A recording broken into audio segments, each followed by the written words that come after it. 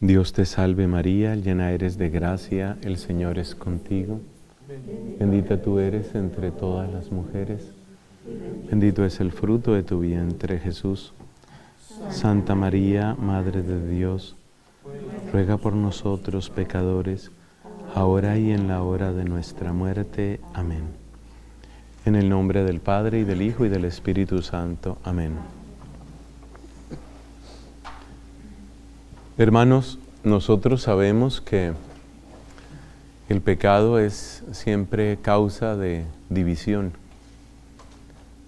El principal interés del pecado es separarnos, desconectarnos de Dios. Esa ya es una división.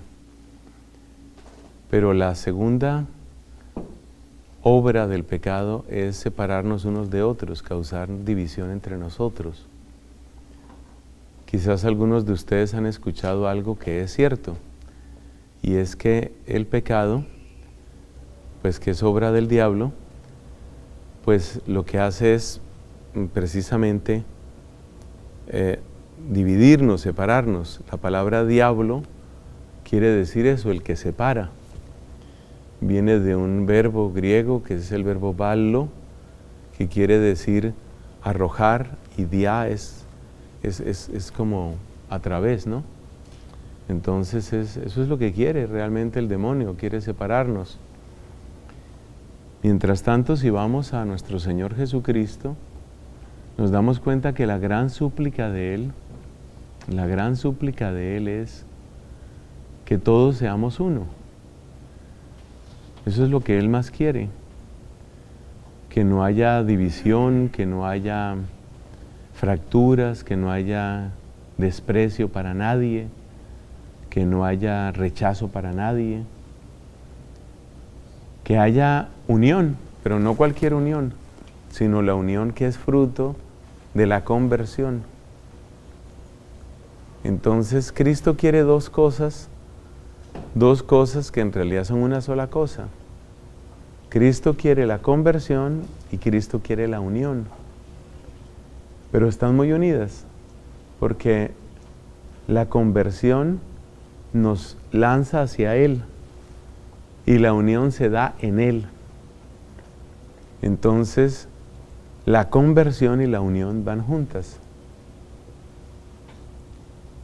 No se puede dar unión sin conversión. La unión sin conversión es un engaño, es una trampa.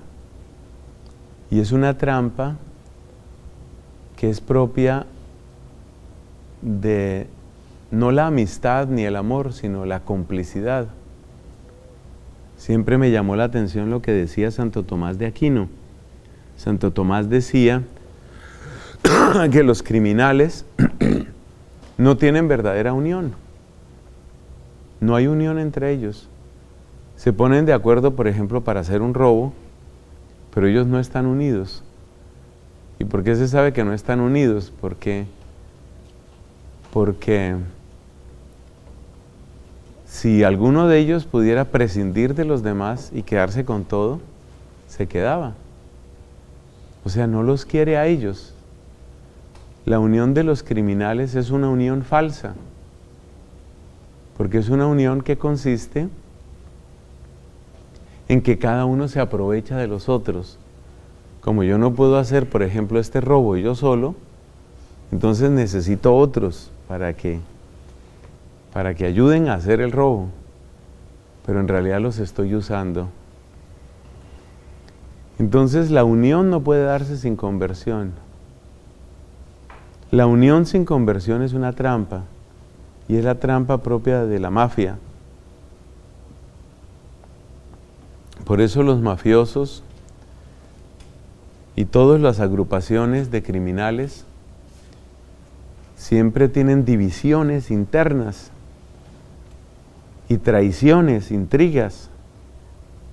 Si usted mira una película clásica como por ejemplo El Padrino, todas estas así, usted se da cuenta que lo propio de los criminales es la unión falsa, la traición.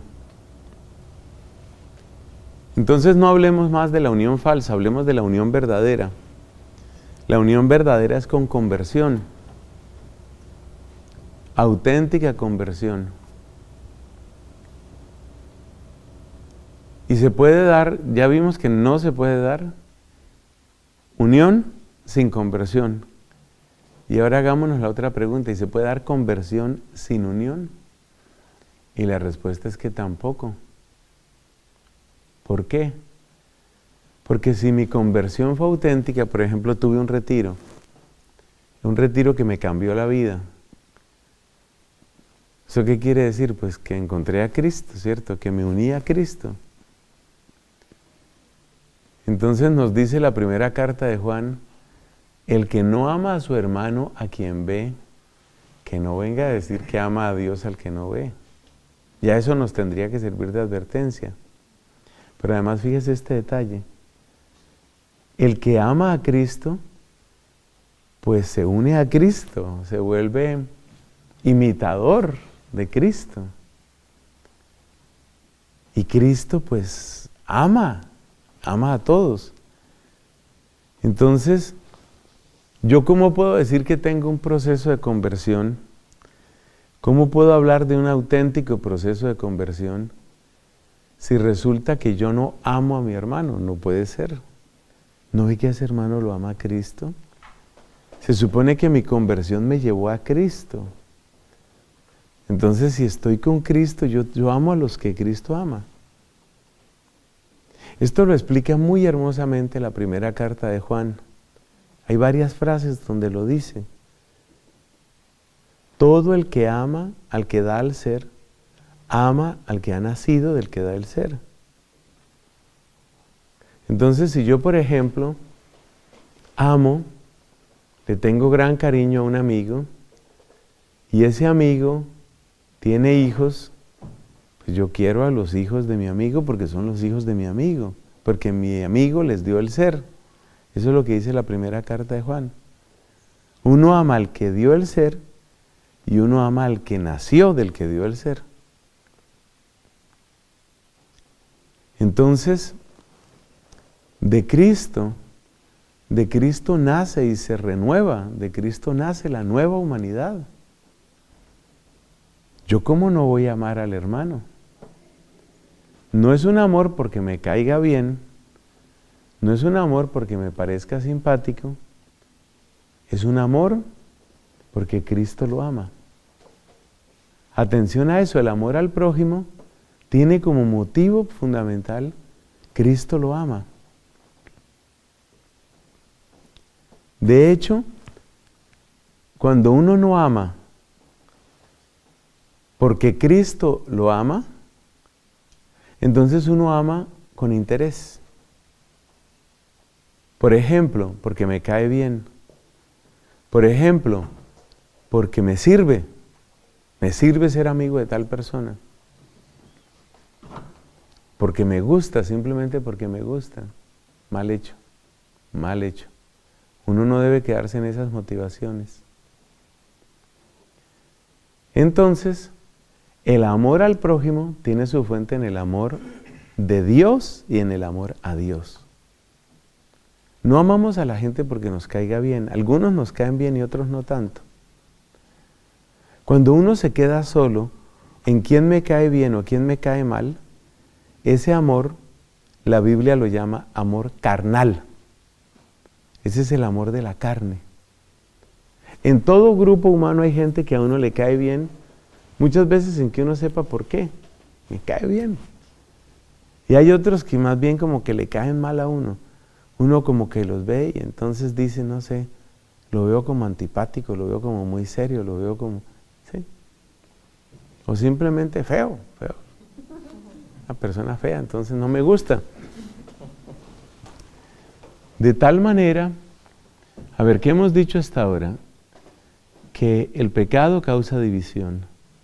El amor de Cristo busca la reconciliación y busca la unidad. El gran propósito de Cristo es la unidad, pero la unidad va unida a la conversión. Y acabamos de demostrar que no puede haber conversión sin unidad. Si yo digo que me convertí, pero no soy capaz de aceptar, de acoger, de buscar a mi hermano, Esa conversión, le falta mucho a esa conversión. No puede haber conversión sin unidad. Pero tampoco puede haber, ¿cómo sería? Unidad sin conversión. No puede haber unidad sin conversión. Porque la unidad sin conversión es una unidad falsa, como la de los mafiosos. Bueno, ahí acaba la introducción. Terminamos la introducción sin gran dolor. Ahora vamos a la segunda parte. O mejor dicho, la primera, porque la introducción era como 0, la parte 0. Ahora vamos para la parte 1. ¿Por qué a uno le cuesta trabajo? ¿Por qué nos cuesta trabajo en la iglesia la unidad? ¿Por qué nos cuesta trabajo? Esa es una buena pregunta. Y básicamente uno se da cuenta que el problema está en una cosa que se llama ego. Entonces el ego de la otra persona entra en conflicto con mi ego. Por ahí es donde va la cosa. Hasta ahí se entiende. Pero miremos que detrás del ego, el ego a veces se inflama. El ego se inflama. Cuando el ego se inflama, empieza a chocarse con todo. Sobre todo se choca con el ego de los otros. Usted piense que el ego es como si a usted le pusieran unas llantas grandotas, grandotas, gigantes. Entonces, si yo entro a este salón con una llanta grandota, que es mi ego inflamado, y usted tiene también su llanta grandota, que es un ego inflamado, entonces no cabemos ya en este salón porque cada rato estamos chocando unos con otros. Estamos chocando unos con otros. Entonces el gran problema se llama la inflamación del ego. Ojo, que no tiene que ver con que uno sea flaco o delgadito, porque flaco o gordo, porque hay unos que se pueden preocupar o pueden decir, claro, ya entiendo por qué no se logra la unidad. Porque unos comen más que otros. El problema principal no está claro en la parte física, no está, sino que es una comparación que hacemos, la de las llantotas esas. Entonces usted imagínese, uno entra ya con todas sus llantotas. Claro, ¡pum! ¡Pum! Estamos chocando. Además, con esas llantotas grandotas, usted imagínese así, para que le quede aquí la imagen, usted imagínese unas llantas como de tractor, que eso no habrá quien cargue eso, claro. Usted imagínese esas llantas como de tractor, no nos podemos abrazar, no nos podemos acercar, no podemos ser uno, no podemos. Entonces la pregunta que vamos a abordar en esta parte es ¿por qué se inflama el ego? Esto es como cuando estudian un tema de salud.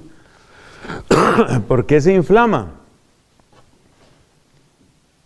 En algunas enfermedades, en algunos problemas, por ejemplo renales, a la gente se le inflaman los pies, se le hinchan los pies. Hay que ver por qué. A veces se inflaman los ganglios, por ejemplo aquí por el cuello.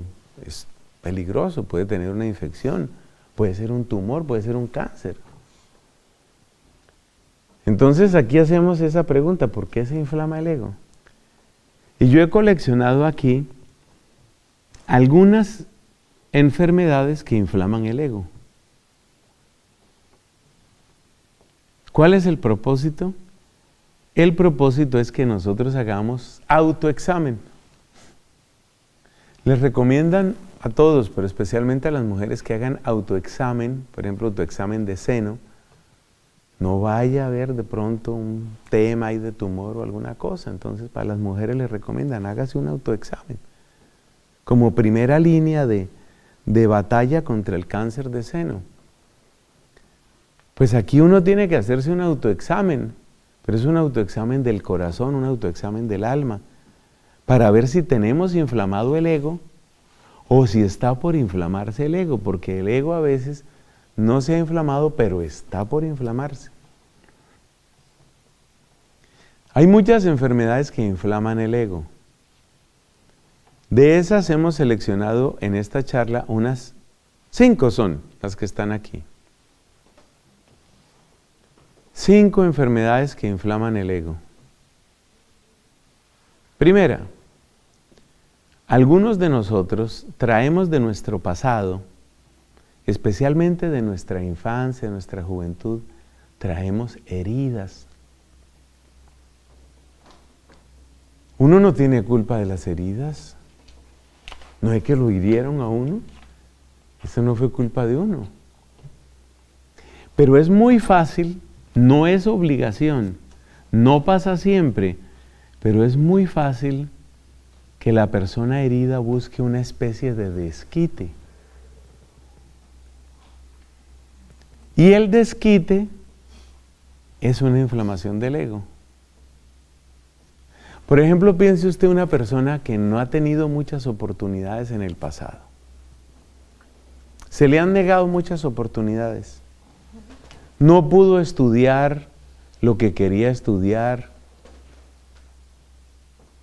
o lo que le gustaba más. Nunca hubo la plata, nunca hubo la oportunidad. Esa es una herida que la persona lleva y la persona no tiene culpa de eso. Pero tiene esa herida, tiene esa frustración, porque no pudo estudiar. Dentro del corazón humano es muy fácil pasar del dolor al desquite. Entonces, ¿qué pasa? Que cuando uno tiene algo de poder, algo, aunque sea 2 centavos, usted ponga 2 centavos, así uno encima de otro, y usted se para ahí. Ya lo subieron un poquito. Cuando uno tiene así 2 centavitos de poder, tal vez le llega la oportunidad de desquitarse. Ahora sí soy alguien. Entonces, a veces pasa eso, que la persona entra en un proceso de desquite. Los desquites pasan dentro de la iglesia, los desquites nos pasan a veces a los sacerdotes, los desquites pasan en los matrimonios. Por ejemplo, he conocido esto. Personas que están en el mundo militar, el mundo de la milicia. Muy bien. No han ascendido mucho y no lograron ascender mucho dentro de la vida militar. Y a veces en la vida militar maltratan mucho a la gente. Eso es con insultos y es con humillaciones y con castigos. Eso pasa mucho. No hay una norma general, no quiere decir que pase siempre, pero pasa mucho. Y a veces la persona tiene como esa rabia, porque claro, dentro de la estructura vertical de la milicia, la persona no puede desquitarse. Si mi superior, si mi comandante me hace quedar en ridículo frente al resto de mis compañeros, yo no puedo desquitarme. Ve, ahí quedó como una herida, como un deseo de ¿qué? De desquite. A veces la persona se vuelve violenta en la casa. ¿Por qué? Porque ante la mujer o ante los hijos, que no pueden defenderse tan fácilmente, a estos sí los grito. Los gritos que no puede dar allá en el batallón, esos gritos que no puede dar allá, los da en la casa. Se está desquitando. Otras veces el problema es de dinero. Yo conocí un líder católico, eso fue en Estados Unidos, pero en otra parte, y a él le encantaba gastar cosas costosas. Y el lema de él era, para eso trabajo, para eso me friego. Entonces, para sus vacaciones, compraba, por ejemplo, un pasaje en el crucero. Pero no el crucero normal, no. el crucero top del top, el de los miles y los miles. Y él decía, y era un líder católico, y él decía, no, yo trabajo duro, pero no es solamente porque yo trabajo duro, porque hay otras personas que trabajan duro y no tienen que estarse dando esos lujos. Pero ¿sabe cuál era la causa verdadera? Él había tenido en su infancia muchas carencias. Había veces que no había manera ni de comer o de comer bien. Entonces, claro, esa experiencia de comer cualquier cosa porque es lo único que se puede pagar, fue creando dentro de él como el deseo de que cuando yo tenga plata y espere que yo voy a tener plata. Y cuando ya llegó la plata, ¿qué? ¿El qué? El desquite, el desquite. A hermanos sacerdotes les ha pasado eso en mi país. Aquí en Estados Unidos no sucede tanto eso, que yo sepa, por lo menos en proporción con lo que yo he visto en otros lugares. Entonces, a algunos padres les pasa eso. Vienen de familias humildes y bueno, la economía de la parroquia les permite eso. Entonces no es a comprar cualquier carro, no es a ponerse cualquier ropa. ¿Qué está haciendo la persona? Se está desquitando. Entonces, ¿qué pasa? El desquite le pasa a uno con muchas cosas. Con la diversión, con el dinero, con la ropa. Tiene que ser top of the line. Pero le pasa a uno también con el poder. Entonces uno tiene que vigilarse porque, mire, todos tenemos nuestras heridas. Tenemos heridas, seamos sinceros. Tenemos carencias. Y a veces uno mismo ni siquiera sabe todo lo que tiene por dentro. Entonces, ¿qué pasa? Que a usted le dan 2 centavitos, ¿cierto? Quédese con esa imagen. Lo vamos a parar a usted en una plataforma. ¿Cuál plataforma? Ponga 2 centavitos y se para ahí. O sea, no le han dado nada, ¿no? Pero ya se paró en esos 2 centavitos. Y ya entonces, ya ahora sí tengo poder, ahora sí la cosa es a otro precio, ahora sí conmigo.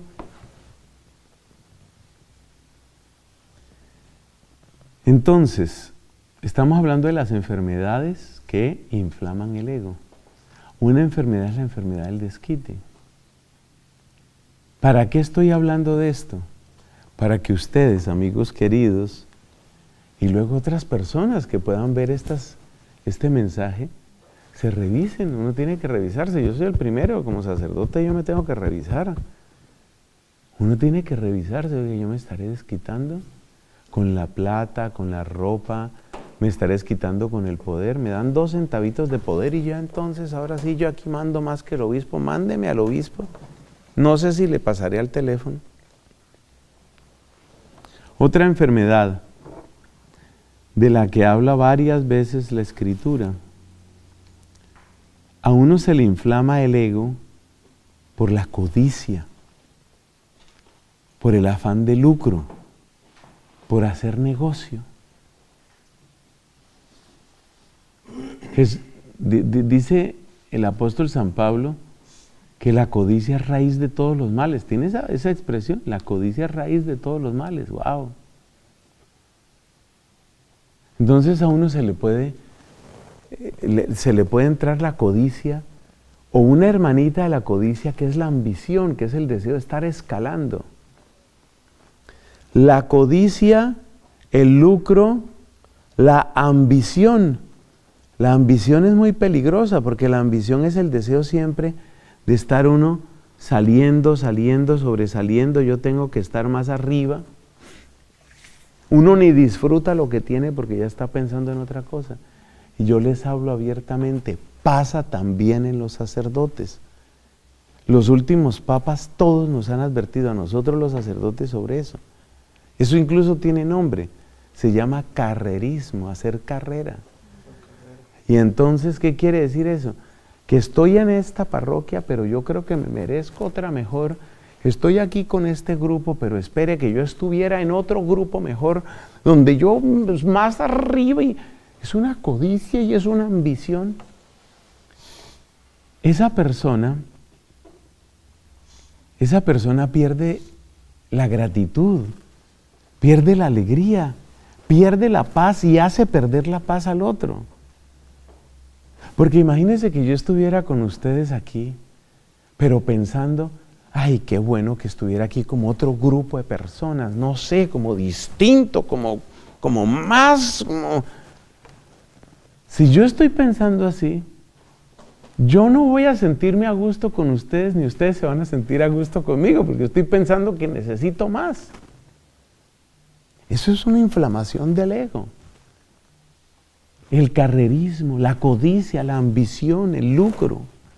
Me merezco más. Yo me merezco más. Eso es terrible. Eso es terrible y eso inflama el ego.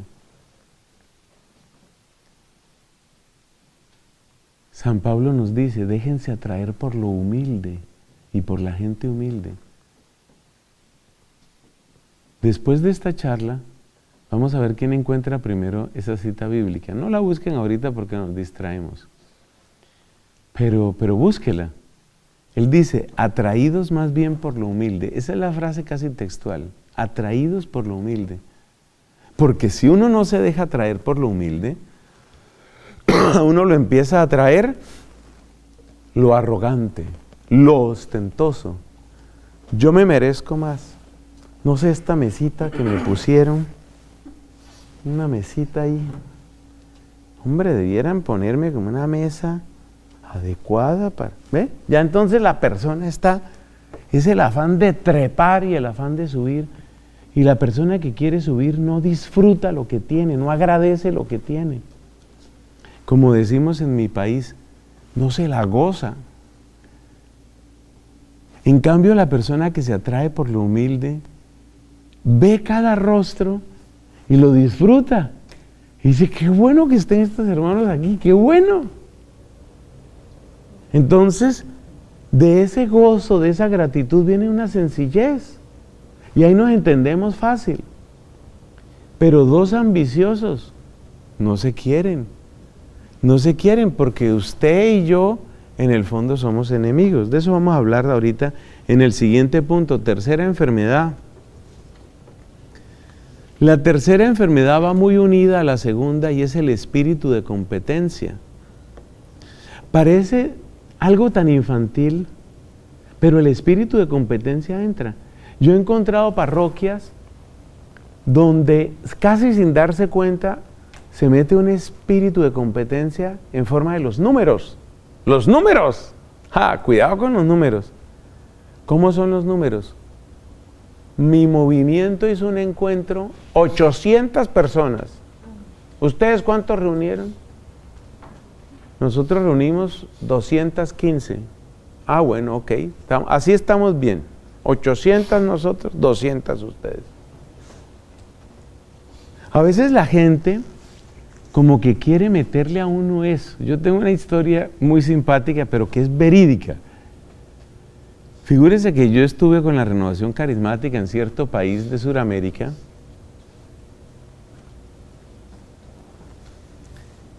Ustedes seguramente conocen los grupos de oración y conocen las oraciones que se hacen.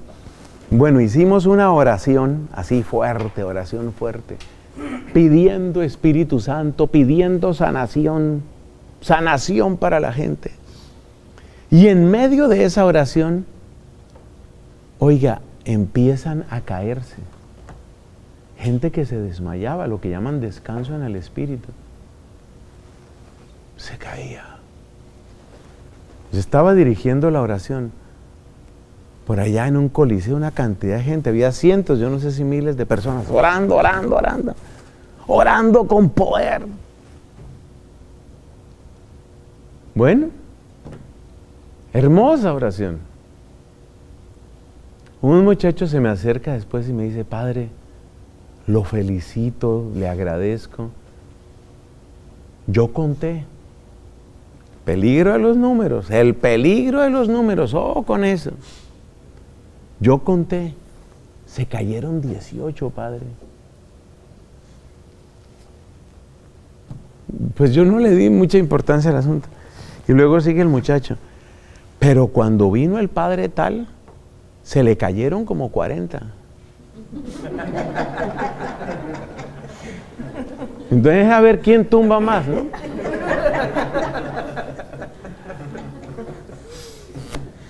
El espíritu de competencia. ¿Quién reúne más gente? ¿Usted sabe que hay comunidades religiosas que se han echado a perder por eso?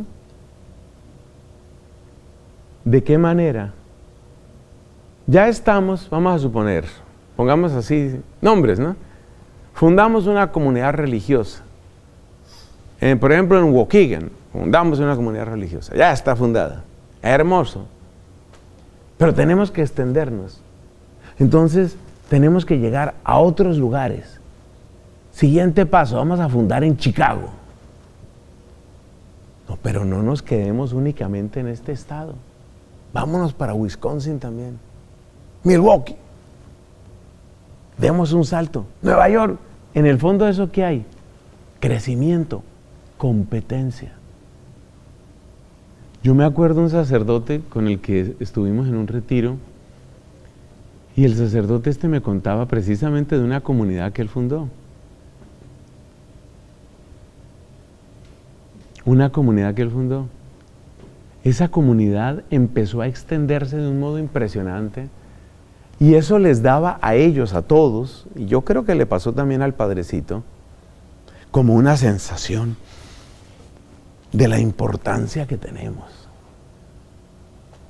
Mientras que otras comunidades religiosas casi no les entra ni una sola vocación, nosotros, mire, en este momento ya estamos en Ohio, estamos en New York, estamos en el estado de Washington, acabamos de abrir en Arizona, estamos en Luisiana, se habla ya de una fundación en Puerto Rico, nos pidieron ya para Londres. Eso, ¿ve? Eso es pura inflamación del ego. El espíritu de competencia. El espíritu de competencia, cuidado con eso. Uno tiene que pensar es lo mío, que es ahí donde vamos a llegar en la parte de los remedios. Hombre, lo mío es ser fiel a Cristo. Lo mío es ser fiel a Cristo. ¿Con muchos o con pocos? Lo mío es ser fiel a Cristo y lo mío es la fidelidad. Tal vez el plan de Dios conmigo es de mucho crecimiento, tal vez. O tal vez el plan de Dios conmigo es chiquito. Puede ser. Puede ser. El día de ayer murió una consagrada, de estas mujeres que son consagradas pero viven en el mundo. Ese grupo se llaman Vírgenes Seglares Dominicas. Son consagradas y están en el mundo, una vocación pues muy especial, muy bella. Bueno, esta mujer, me ponía yo y a pensar, hoy la he recordado mucho, una mujer de una sencillez, de una alegría, de una generosidad. Yo creo que ella era una perla escogida de Dios, pero por su misma humildad, mucha gente, como se dice popularmente, casi le podían pasar por encima. Pero qué tesoro de ser humano, qué tesoro de mujer. Entonces, cuidado con el espíritu de competencia. Esta mujer tenía una sola preocupación, se llamaba María Delia. Yo le pido a Dios que la tenga en su reino, y probablemente es así porque llevó una vida de mucha pureza, de mucha alegría, de una humildad, de una oración. Muy linda ella. Pero mi Dios se la llevó y se la llevó relativamente joven. O sea, se podía esperar que hubiera vivido mucho más. María Delia, una cosa que no tenía era esto, espíritu de competencia. Ella no quería competir con nadie. En esa espiritualidad de estas consagradas se utiliza mucho la terminología ser esposa de Cristo. La mujer consagrada, esposa de Cristo. Entonces, ella de verdad se sentía esposa de Cristo, ella no tenía que competir con nadie. O sea, si ya Cristo me ama, o sea, imagínense semejante marido, yo no tengo que competir con nadie. Esa fue María Delia. Cuarta enfermedad, son 5. La cuarta enfermedad se llama carnalidad. O se llama también amor según la carne. A veces uno asocia carne únicamente con el tema de sexo. En la Biblia no, en la Biblia tiene que ver con el sexo, pero carne es muchas otras cosas. Básicamente un amor carnal es un amor que depende de las cosas de este mundo y de los gustos y las conveniencias humanas. Me caes bien. Como me caes bien, entonces somos panas. Somos panas. Cuando lo que lo une a uno con otras personas es simplemente la carne, acuérdese que carne es eso, el gusto, la conveniencia, el me cae bien, ese tipo de cosas, ahí no va a poder haber unión. Ahí no puede haber unión. Porque a uno no le cae bien todo el mundo, eso no es cierto.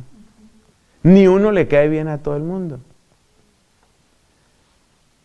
A veces usted se puede preguntar, ¿y yo por qué le caigo mal a fulano de tal? Hombre, posiblemente no es mi culpa suya, sino que usted le recuerda a alguien. Esas cosas se han dado. ¿A quién le recuerda? Yo no sé, tal vez por allá un dentista que le maltrató un diente. Pero es que es igualito, igualito. Entonces yo lo veo y digo... Entonces el amor carnal produce siempre una inflamación del ego. Todo esto está conectado una cosa con la otra. Porque el amor carnal es nosotros entre nosotros formamos grupito. Y claro, en el amor carnal lo único que interesa es que mi grupito sea el que gane, que mi grupito sea el que sobresalga. Eso es lo único que importa. Ya vamos a pasar a la parte de los remedios. Mencionemos el último tema, la última enfermedad del ego. ¿Sabe que la pereza también es una enfermedad del ego? Porque la pereza es comodidad. Y usted se preguntará... Perdón, ¿esa es la quinta? La quinta, sí. Okay. ¿Y usted sabe por qué la pereza está unida al ego? Acuérdese que usted lleva, bueno, usted no, pero yo sí, una llanta de tractor. ¿Se acuerda que llevamos una llanta de tractor? Hasta donde yo sé, las llantas de tractor pesan. Eso pesa bastante. Entonces, cuando uno lleva una llanta de tractor, uno vive cansado. Uno pierde agilidad. Y resulta que el Evangelio necesita agilidad. ¿Hay explicación bíblica para eso? Sí. San Pablo nos dice, contando de su propio testimonio, me hice todo para todos, por tratar de ganar, sea como sea, a los más que pueda. ¿Qué significa me hice todo para todos? Quiere decir que yo no le voy a llegar igual a todo el mundo. Entonces hay que tener flexibilidad, hay que tener agilidad. Uno vive en constant training. Uno vive en un entrenamiento permanente. El evangelizador nunca tiene la fórmula definitiva. Esa frase le conviene. El evangelizador nunca tiene la fórmula definitiva.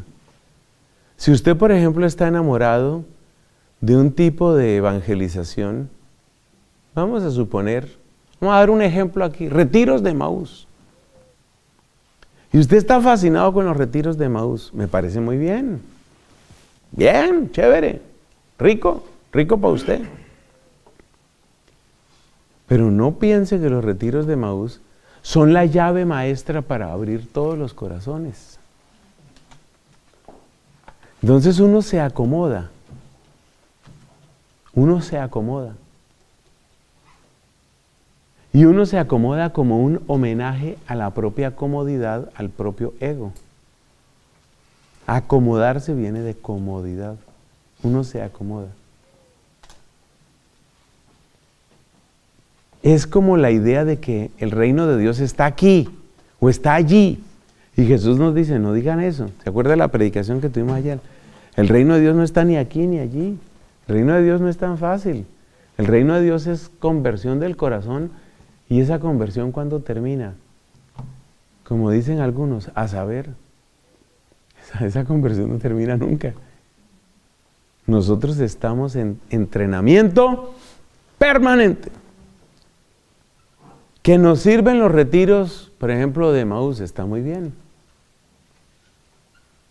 En mi vida ha tenido mucho que aportar y me ha traído mucho la renovación carismática. Pero uno se da cuenta que algunas de las predicaciones que yo oí, eche de para atrás en el tiempo, calendario, eche de para atrás, para atrás. Si usted echa de para atrás en el tiempo, 40 años, todo eso toca echar de para atrás. Las predicaciones que yo oí se quedan incompletas para temas actuales. Por ejemplo, en aquella época había una predicación que era la predicación de los falsos rostros de Dios. Y en esa predicación de los falsos rostros siempre hablaban, hay gente que vive obsesionada con el Dios castigador. Tiene razón. Y todavía yo creo que hay gente que vive obsesionada con el Dios castigador. Pero ahora hay otros falsos rostros de Dios que han salido. Por ejemplo, un falso rostro de Dios que está en nuestro tiempo y del que no se hablaba en esa época, hace 40 años, es el Dios bonachón, el abuelito buena persona, ese que no le pone problema a nada, ese que admite todo, ese Dios buena persona, ese Dios que no llama a la conversión. Ese es un Dios muy popular ahora. Ese es un Dios muy popular ahora. Es el Dios que no me exige nada. Es el Dios que no me pide nada. Es el Dios que está a mi medida. ¿Qué estoy diciendo con eso? Que uno no puede quedarse solamente con lo que uno conoció. Entonces se necesita flexibilidad y entrenamiento. Claro, con prudencia. No es hacer cambios por hacerlos, no es hacer cambios cada 3 días. Pero uno sí tiene que estar atento. Y a veces uno es muy perezoso. El Papa nos advierte a todos, pero otra vez, especialmente a los sacerdotes, nos advierte del peligro de decir simplemente, no, aquí siempre se ha hecho así. Siempre se ha hecho así. Aquí toda la vida siempre ha sido así. Oiga, ¿y por qué no acomodan las mesas de otros? No, nada de eso. Desde que aquí, mire, cuando cerraron el techo aquí, ya pusieron las mesas así. Aquí siempre se ha hecho de esa manera. Pero es que por el número de personas que van a... Pero no me toquen, cuidado con tocar la mesa. No se puede tocar la mesa. ¿Por qué? Siempre se ha hecho así. En el fondo, ¿qué es lo que está buscando uno con esa pereza y esa comodidad? Uno se muestra como el dueño. No es el dueño. En esta parroquia siempre se hizo de esa manera, siempre. Llegó el padre por allá a una parroquia y ese reloj ahí que no funciona, ¿qué? Siempre ha estado dañado ese reloj ahí. No toque ese reloj, el reloj siempre ha estado dañado. ¿Para qué sirve un reloj dañado? Es una tradición que tenemos aquí, el reloj dañado ahí.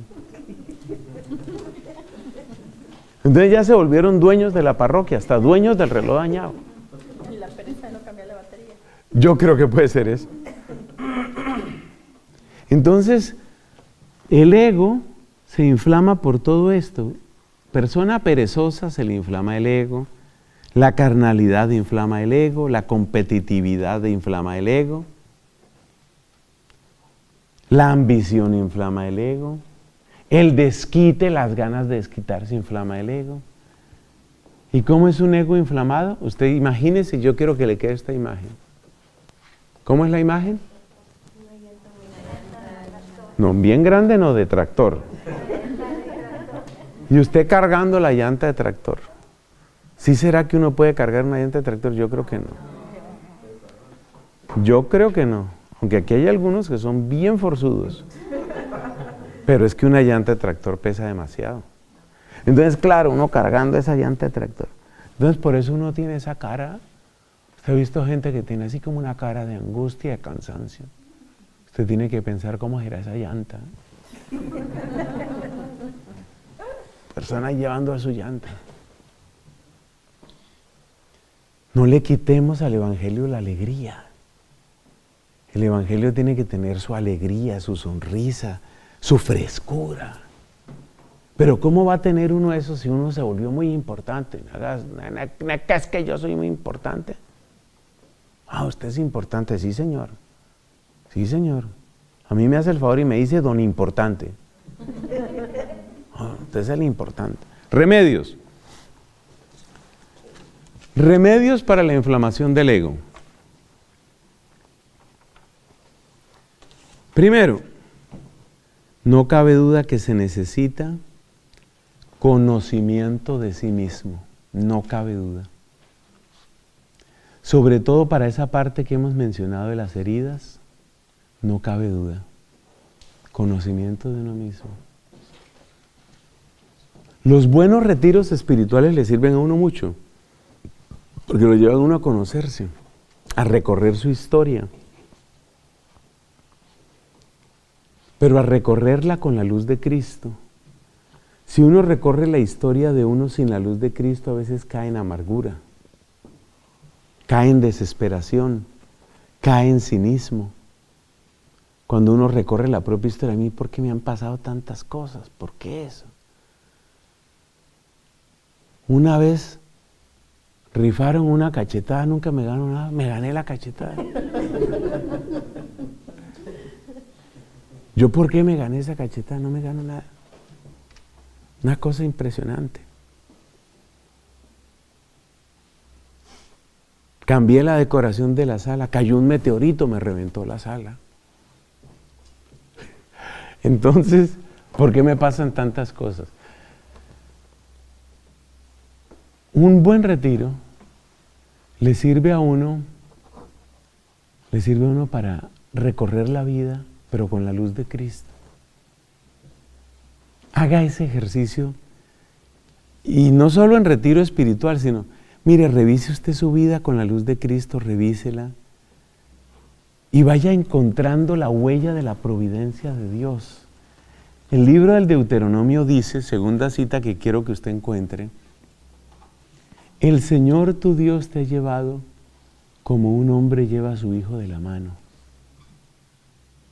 El día que usted siente que Dios lo ha ido llevando como de la mano, es decir, que Dios ha estado presente, que hay una providencia de Dios, que hay una obra de Dios. Ese día uno dice, como que a uno se le arma el rompecabezas y uno dice, ahora todo tiene sentido, todo tiene sentido. Y uno dice, todo es perfecto, o sea, todo encaja. Cuando usted logra decir las palabras, ahora todo tiene sentido, en ese momento, usted, por supuesto, yo sé que ha sufrido, usted ha tenido heridas, yo también.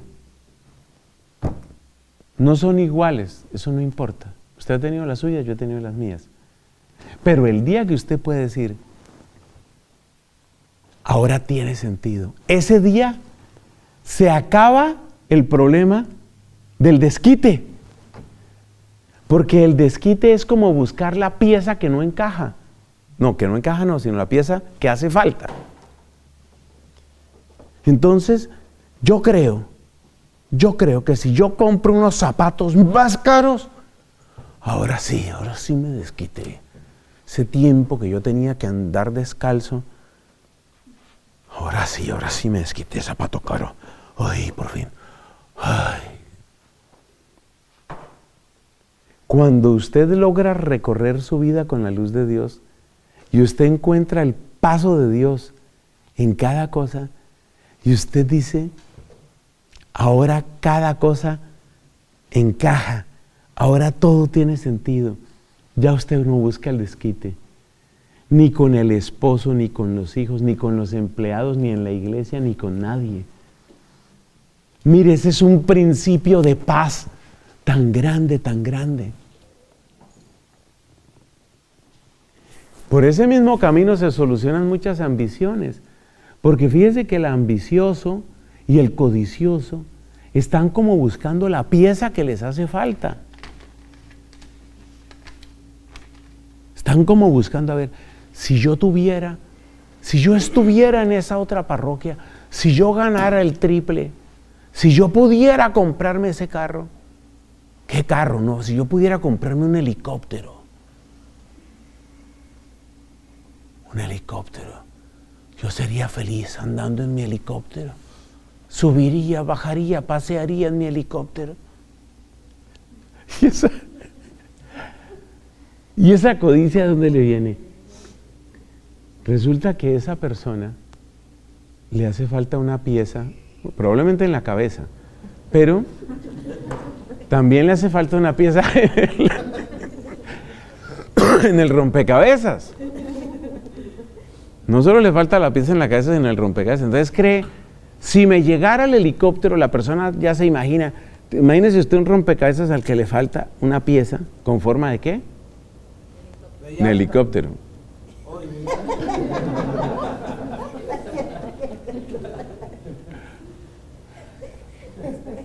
Entonces la persona cree, si me llegara el helicóptero, ahora todo tendría sentido. ¡Mentira! Cuando le llega el helicóptero, entonces ¿qué dice? Hombre, yo debería tener más bien es como un avión. Y si le llega el avión, yo debería como comprar un edificio. Hace poco capturaron un criminal en Colombia.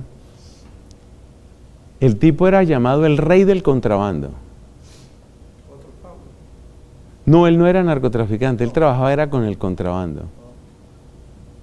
El rey del contrabando lo capturaron hoy en Colombia. Un tipo con una habilidad impresionante para introducir lo que llaman lavado de activos y todo ese tipo de cosas. Impresionante. ¿Sabe cuál fue el último de sus grandes lujos? El hombre compró una isla. Ya ese no necesitaba helicóptero. Tenía una isla propia. Y supongo que ya tenía el yate para llegar a la isla. Con yate y todo. Entonces el codicioso siempre piensa que le falta la otra pieza. ¿Cuál es la otra pieza? ¿Cuál es la pieza que me falta? Ya él iba en una isla. Iba en una isla. Si usted entra en el conocimiento de sí mismo, pero así, con la luz de Cristo, llega un momento en el que usted dice, ahora todo tiene sentido. Y a usted se le acaba como esa codicia. Usted sabe que la codicia ha destruido matrimonios, ¿no? La codicia destruye matrimonios. A veces por motivos estéticos, sexuales, la codicia destruye matrimonios. No, yo como que me merezco un esposo como mejor, como con más plata, como con más presencia. ¿Usted por qué dice eso? Era ya gente de mucha plata. ¿Usted por qué dice que quiere un esposo como con más presencia? Porque es que mi esposo tiene tanta plata que él anda con 4 guardaespaldas. Imagínense, pues yo no sé para qué necesitaba 4 guardaespaldas. ¿Y por qué necesita otro esposo? Todavía no entiendo. Porque es que la gente lo confunde con los guardaespaldas. Entonces, ahí no se sabe. De la forma de vestir. Quería que tuviera presencia.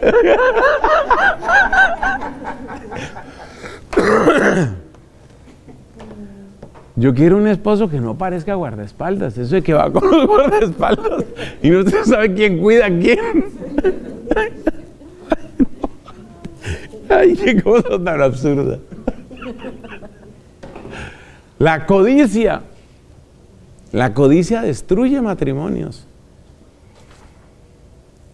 Y también ellos, no, yo me merezco otra esposa que tenga otras medidas. Bueno. Remedios, ¿no es remedio? Conocimiento de sí mismo a la luz de Cristo, ¿cierto? Obsérvese el énfasis, amigos, a la luz de Cristo, a la luz de Cristo.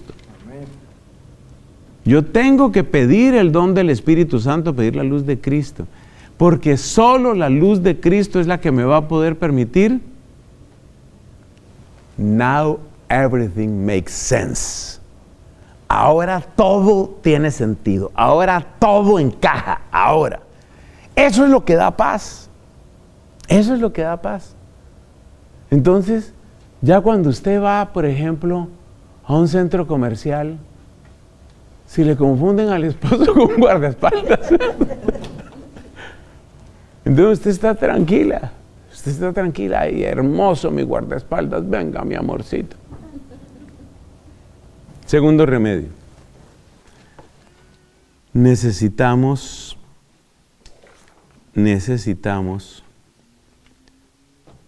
corrección fraterna. Esto está demostrado. El síntoma primero de la inflamación del ego es que nadie me puede corregir nada.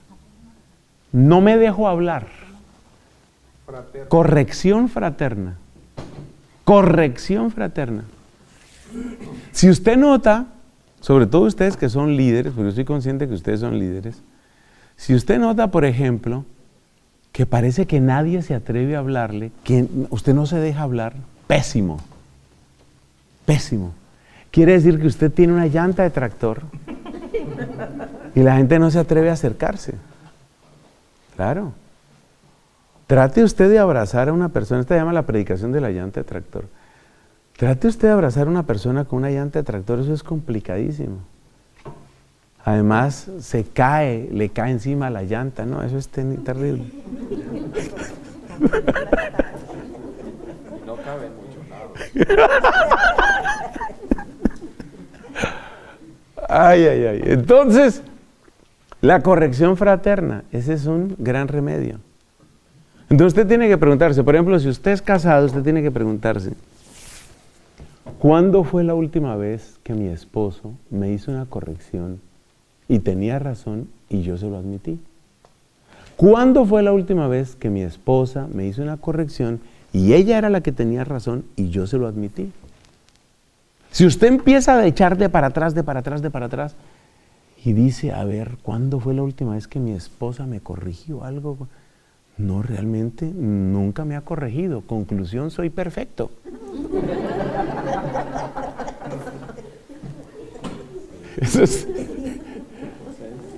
Eso es grave, muy grave. Todo esto se aplica igualito al sacerdote. Igualito. Es muy peligroso el sacerdote que no se deja corregir, que no se deja hablar de nadie. Y pasa, lamentablemente pasa. Hay que dejarse corregir. Ese es un gran remedio. Tercer remedio, vamos llegando al final. Es muy importante el espíritu de obediencia, que para nosotros los católicos es claro. El ego no soporta órdenes, no soporta órdenes. Había por allá un costeño muy simpático cuando yo era muchacho. Él lo decía por chiste, ¿no? Él lo decía por chiste. Alguien le decía algo, le iba a mandar algo, le decía, ese tipo no tiene más plata que yo. El ego no soporta órdenes. Entonces uno tiene que hacerse esta pregunta, ¿yo a quién le hago caso? ¿Yo a quién obedezco?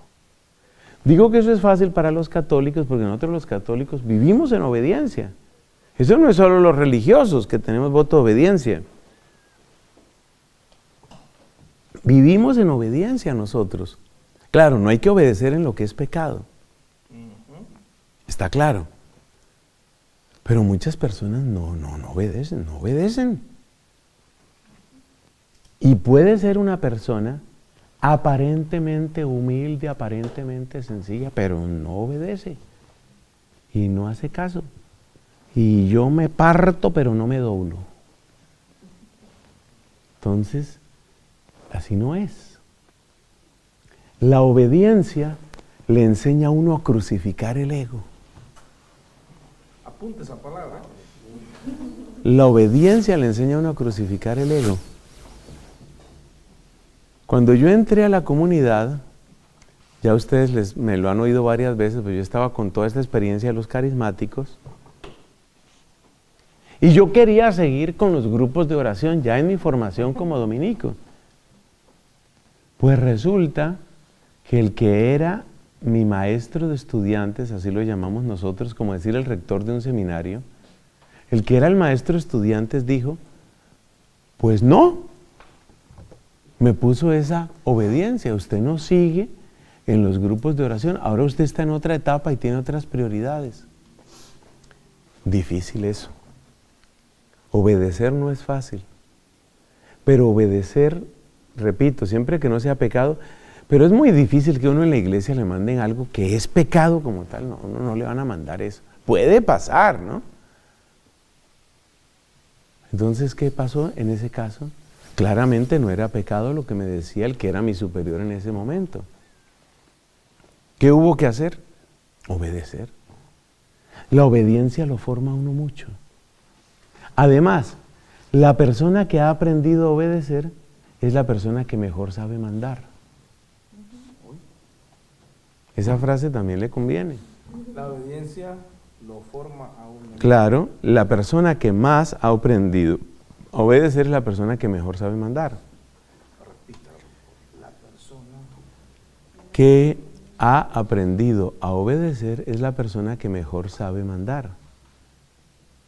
Entonces, el espíritu de obediencia le ayuda a uno.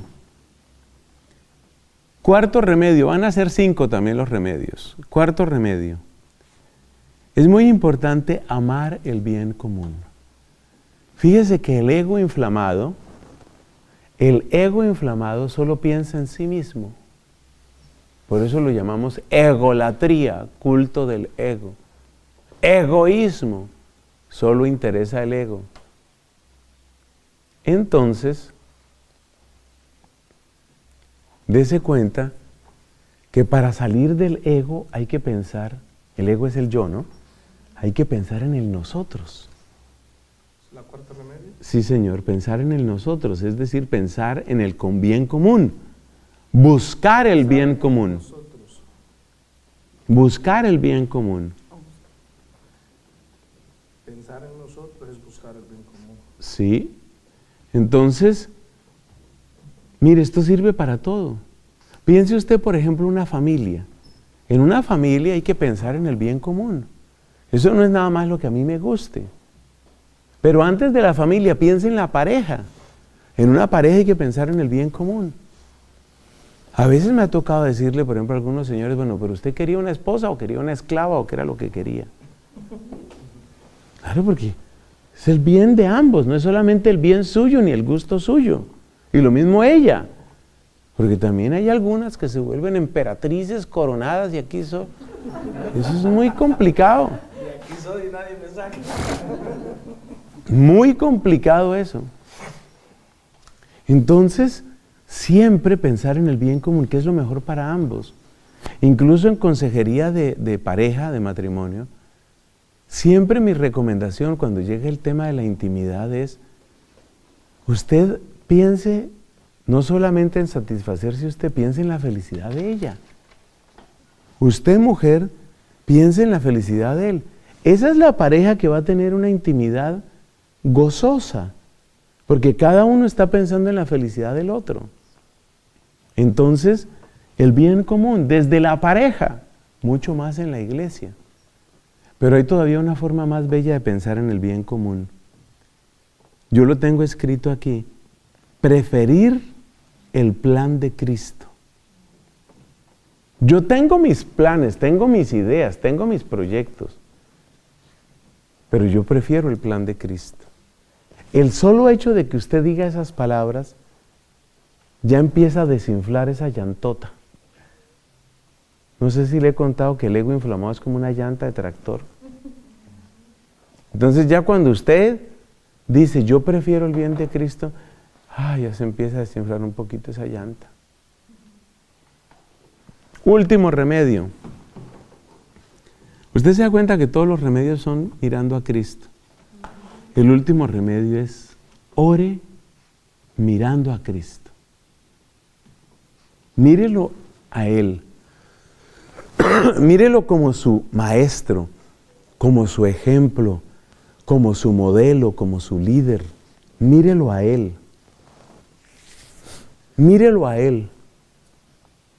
Mírelo con amor, mírelo con admiración.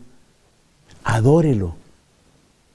Cuanto más miramos a Cristo, más su palabra, su mirada, su estilo se va entrando en nosotros. Decían los filósofos neoplatónicos, eso es por allá en el comienzo de la era cristiana, pero ellos no eran cristianos. Ellos decían, uno se va volviendo aquello que uno mira. ¿No es aquello que uno come?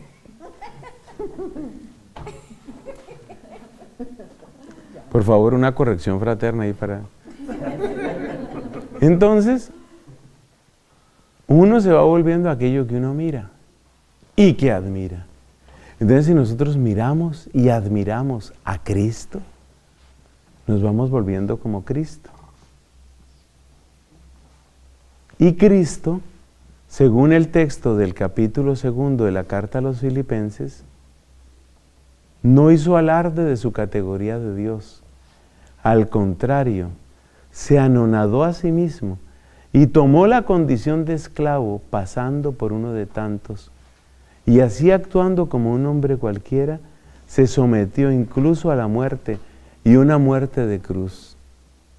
Hay una palabra muy bonita en griego para describir ese que es el vaciamiento, el anonadamiento, el abajamiento de Cristo.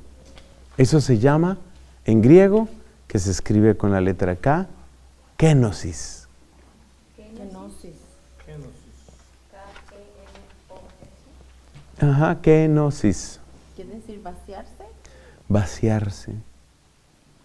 Es decir, es la victoria del ego sobre el ego. Aquel ministerio que se llama kenosis, de salve. Es la victoria sobre el ego. Entonces, ¿cómo voy a vencer yo mi ego sin Cristo? No se puede. No se puede, eso no funciona. Entonces, ¿cómo es la victoria sobre el ego? La victoria perfecta me la va a dar Cristo. Por el camino de la humildad, por el camino del abajamiento.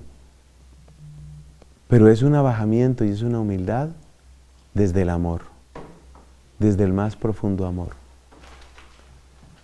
Bueno, ahí termina nuestra reflexión. ¿De qué hemos hablado? Hemos hablado de cómo el pecado divide y cómo Cristo y el amor de Cristo unen. Y hemos visto que el obstáculo para el amor de Cristo y para formar unidad en la iglesia es fundamentalmente el ego que se inflama. Según la imagen,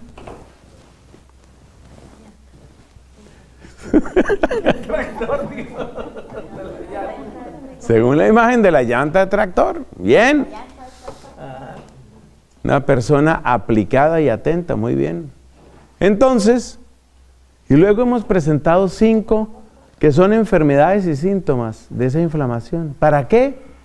Hombre, para que le sirva a usted como de espejo, para que usted mire y se corrija. Advertencia. Cuando uno oye una predicación de estas, uno tiene siempre una tentación, que es empezar a aplicarle la predicación al otro. Este punto, claro, ay, ojalá que oiga esto, fulanito de tal. Esa es la tentación de uno, aplicárselo a otros. Pero esto solamente da fruto si uno se lo aplica a sí mismo. Y luego hemos mencionado algunos remedios que tienen todos que ver con nuestro Señor Jesucristo. Gloria al Padre y al Hijo y al Espíritu Santo. Como era en el principio, ahora y siempre, por los siglos de los siglos. Amén.